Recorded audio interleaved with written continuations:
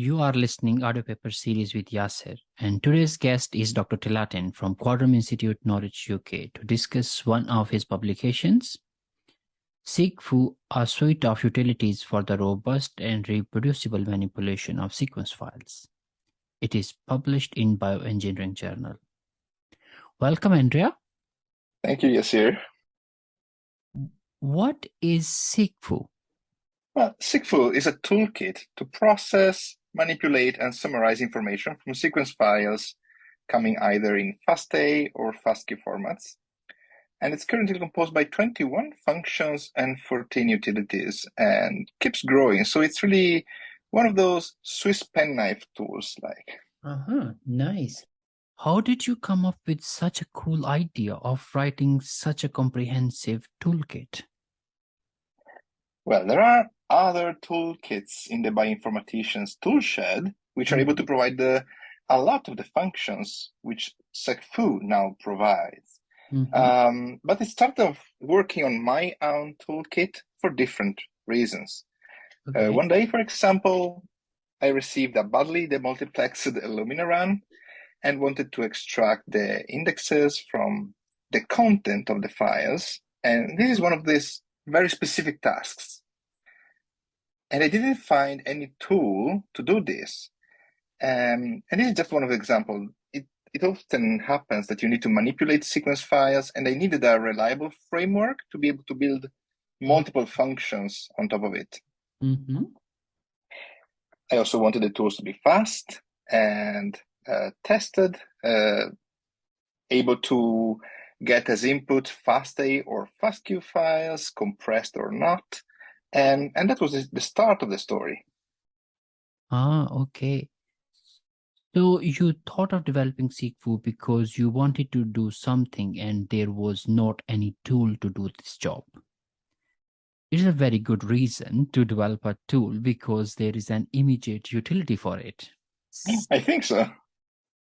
So what language did you use to write SeqFu tool?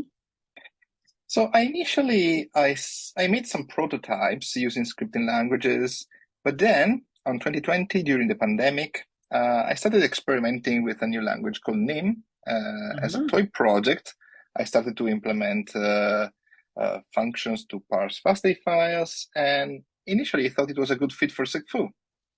Okay. NIM is a statically typed compiled language, so the end product is quite fast. And at the time, it looked like a promising source for bioinformaticians. There was already another package written in NIM called MOSDEF by Brent Peterson, which, by the way, I recommend for those needing to summarize coverage information from bound files. And that was it. That was the start.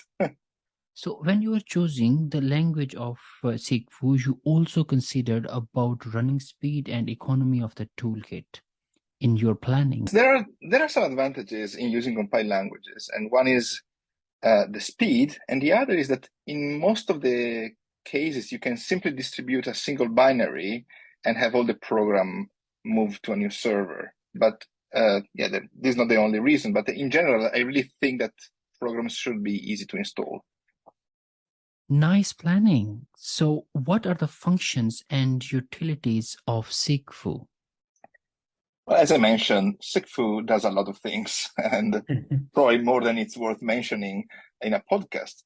In general, I try to stick to a principle, even if I not always manage to achieve the goal. That is the Unix philosophy of programming. Okay. This philosophy promotes the development of simple functions which can be combined together to make more complex behaviors through pipes in the Unix terminal. So there are some functions that actually highly resemble the basic command line tools like cat, head, tail, and grep, but they are all focused on FASTQ and FASTA files.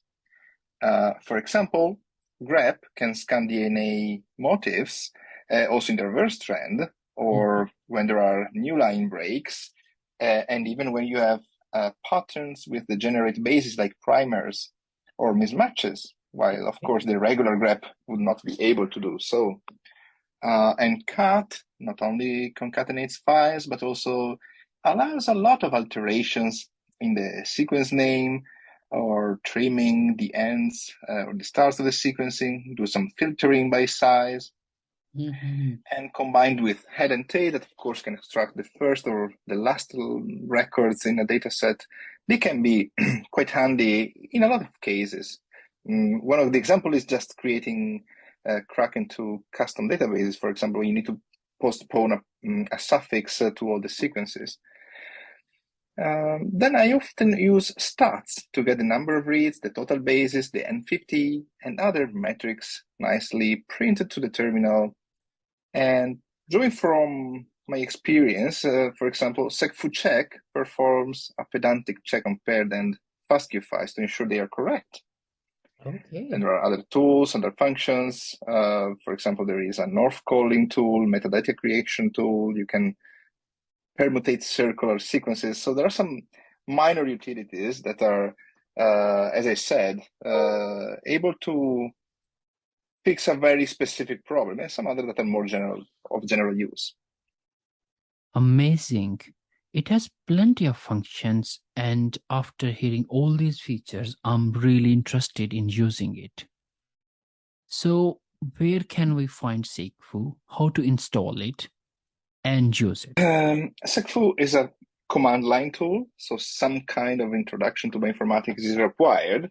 Okay. But as I said, I believe that packages should be easy to install. So I make all my programs available from Bioconda. And you can install SeqFu with Conda, install -c Bioconda SeqFu. Alternatively, if you use Linux, you can download static binaries from the GitHub repository. And in terms of start using it, I also think that the documentation of a tool is very important. And so there is a dedicated documentation online, which describes all the parameters and all the use case of each single utility. Okay. And in addition to this, I'm also very glad to receive feedback from users. So if you try using the SeqFu, please let me know how it works for you. Sure. So please, all users of SeqFu, leave a comment about your user experience in GitHub repository. And thank you very much, Andrea, for sharing this amazing toolkit details.